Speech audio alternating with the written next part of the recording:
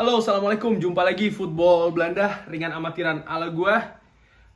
Kali ini kita bahas masih seputar Rafael Varane ya, yang per tadi pagi waktu Belanda atau bahkan tadi malam sebenarnya ya sudah diresmikan kedatangannya dalam tanda kutip di sosial media ya dari Manchester United. Kali ini gua mau bahas sedikit aja sini ya, lagi istirahat makan siang kerja nih ceritanya. Soal masalah ya kira-kira perubahan apa saja yang bakal terjadi ya, siapa mungkin yang akan aman, siapa mungkin yang bakal terdepak atau ya katakanlah keluar bahkan ya dari skuad Manchester United ya.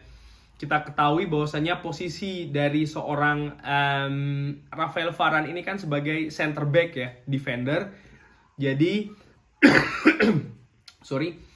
pemain-pemain yang mungkin berposisi di luar dari center back pastinya bisa dikatakan dalam tanda kutip aman ya.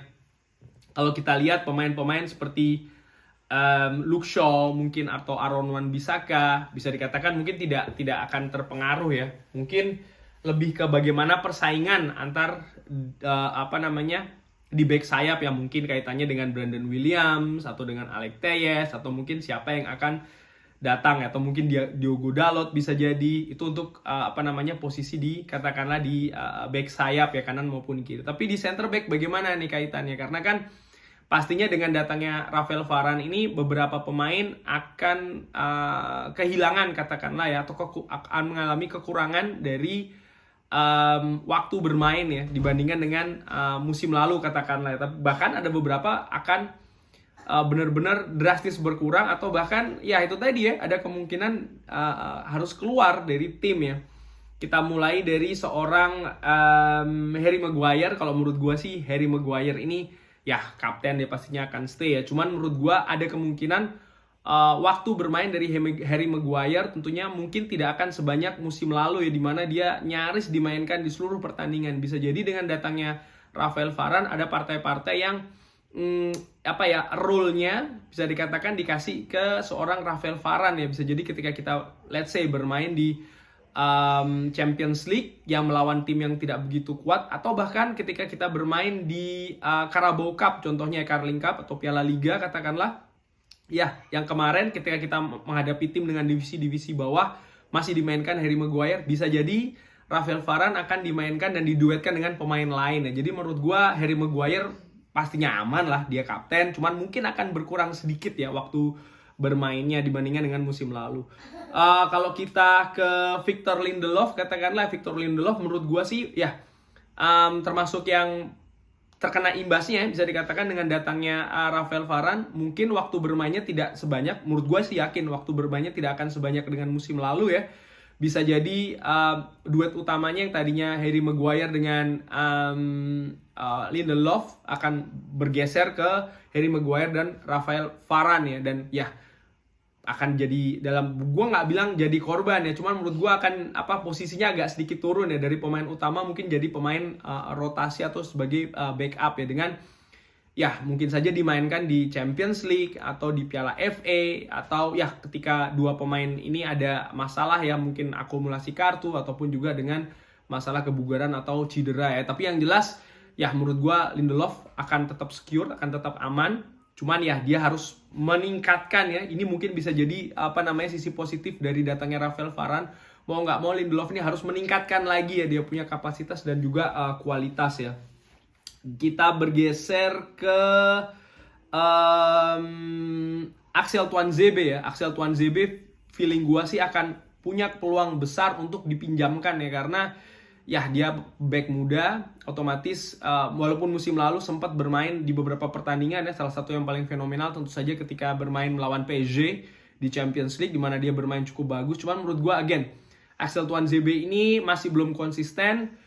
Jadi akan lebih baik kalau dia ini di loan ke tim, mudah-mudahan di tim Liga Inggris juga ya, yang mampu memberikan dia konsistensi menit bermain ya, supaya itu tadi dia bisa bermain lebih reguler untuk meningkatkan kemampuannya. Soalnya kalau dia stay di Manchester United akan sulit ya, ketika walaupun Manchester United bermain di Piala Liga katakanlah melawan tim dari divisi bawah. Menurut gua dengan adanya Rafael Varane ini ya pastinya akan ada pergeseran ya, dan menurut gua menit bermain dari Axel Tuanzebe akan jauh berkurang ya. Jadi menurut gua ya mungkin akan lebih baik kalau dia ini di loan ya. Teden Mengi pun juga seperti itu. Menurut gua akan lebih bagus seperti musim lalu ya, di loan dulu. Ya untuk meningkatkan kualitas dan menambah pengalaman pastinya ya. Nah ini yang menarik dua pemain ini ya, Phil Jones dan juga Eric Bailly ya. Gua mau bahas dulu tentang Phil Jones ya. Phil Jones ini berusia 29 tahun, bukan usia yang tua ya untuk pemain sepak bola, apalagi pemain belakang. Bahkan bisa dikatakan 29 tahun ini sudah masuk sebenarnya ke usia emas ya. Cuman kalau kita lihat lagi apa yang terjadi dengan Phil Jones ini kan cukup menarik ya. Dia ini bermain musim lalu itu cukup jarang, bahkan tidak pernah bermain ya, karena memang ya ada cedera yang cukup lama yang diderita oleh Phil Jones, knee injury lebih tepatnya ya, dari musim lalu ya, bulan Juni, dan harus menepi dia betul-betul, dan di musim sebelumnya pun dia juga menit bermainnya turun drastis jika dibandingkan dengan 3 musim sebelumnya. Jadi 2 musim yang lalu dia hanya bermain 136 menit, sementara 3 musim lalu 1263 menit ya. Jadi menurut gua hanya 10% dia bermain, dan menurut gua ya karena cedera dan lain-lain ya. Dan menurut gua ada yang unik karena apa? Tahun lalu kan dia diberikan perpanjangan kontrak ya. Banyak yang mengatakan bahwasanya oke, dia diberikan perpanjangan kontrak supaya ketika Manchester United menjual, katakanlah lebih punya peluang untuk menghasilkan income dari seorang Phil Jones ya. Well, kalau gua ringan amatiran tidak melihat ke arah sana ya. Karena jangan lupa, treatment, gaji, dan lain-lain dari Phil Jones ini tetap dikeluarkan oleh Manchester United. Dan itu berupa apa? Itu kan kalau di bisnis itu berupa investasi sebenarnya ya. Dan menurut gua investasi ini kan diharapkan ada return. Dan kalau memang ujung-ujungnya akan lebih banyak loss-nya, bukan tidak lebih baik untuk di-release, katakanlah seperti itu. Tapi justru yang terjadi, dia ini diberikan perpanjangan. Gua sih melihat Ole Gunnar mempunyai sebuah rencana ya, katakanlah untuk Phil Jones, entah itu at some point mungkin akan dimainkan sebagai backup, atau mungkin ya dia akan dinaikkan statusnya sebagai mungkin ya kepelatihan atau seperti apa. Karena gue tidak melihat, kalau gue ya dengan amatiran ala gue, Phil Jones ini akan dilego atau akan dijual katakanlah musim ini ya, imbas dari datangnya seorang Rafael Varane ya. Paling banter, paling memungkinkan, bukan paling memungkinkan ya paling banter lah, paling maksimal katakanlah dia akan dikeluarkan mungkin akan di loan ya. Karena again, walaupun gue secara pribadi ya dengan amatiran ala gue sih masih 50-50 ya antara supaya dia nih dijual atau di loan atau di stay di Manchester United. Karena again, Phil Jones ini back yang didatangkan oleh Sir Alex Ferguson ketika berusia cukup muda dari Blackburn Rovers, memiliki masa depan cerah, cukup punya andil ya di Manchester United, sempat membawa Manchester United juara Liga sekali, juara FA, juara League Cup, Europa League juga. Ya menurut gue sebenarnya punya sesuatu yang menjanjikan katakanlah ya. Cuman ya itu tadi, dengan cedera dan lain-lain akhirnya memaksa dia harus banyak menepi ya. Dia ini kan dulu sempat lama berduet dengan Chris Smalling ya, dan kita tahu sekarang Chris Smalling sudah tidak berada di Manchester United. Tapi kenapa kok Phil Jones ini masih ada di sini ya? Padahal dia ini bisa dikatakan pesakitan dalam arti sebenarnya ya, artinya injury, jarang main dan lain-lain. Tapi justru kenapa kok dapat perpanjangan kontrak?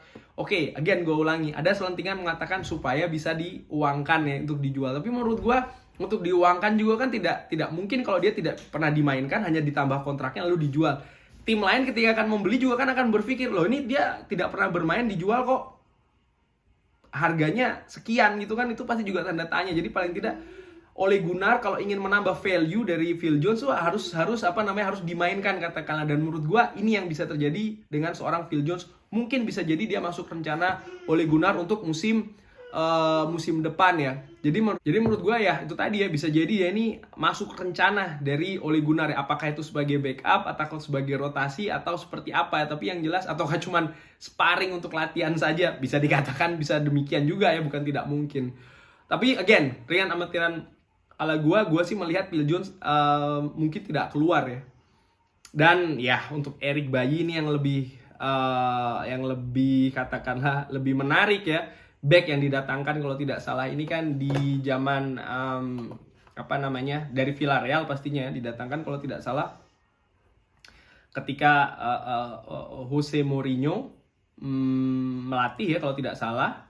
Dan menurut gua ya dengan penampilannya yang dilakukan musim lalu sempat ditampilkan sebagai rotasi, up and down, sering membuat blunder, sering membuat kesalahan di penampilan yang sudah beberapa kali diberikan oleh Ole Gunnar. Menurut gue justru Eric Bailly ini yang punya peluang lebih besar untuk katakanlah dilepas ya oleh Manchester United, karena ya otomatis dengan kedatangan Rafael Varane maka Lindelof menjadi first line katakanlah ya dari rotasi pemain belakang. Setelahnya baru ada seorang Eric Bailly ya. Dan ya seperti kita ketahui musim lalu kan menit bermain dari Eric Bailly ini tidak banyak ya karena ya cedera dan lain-lain.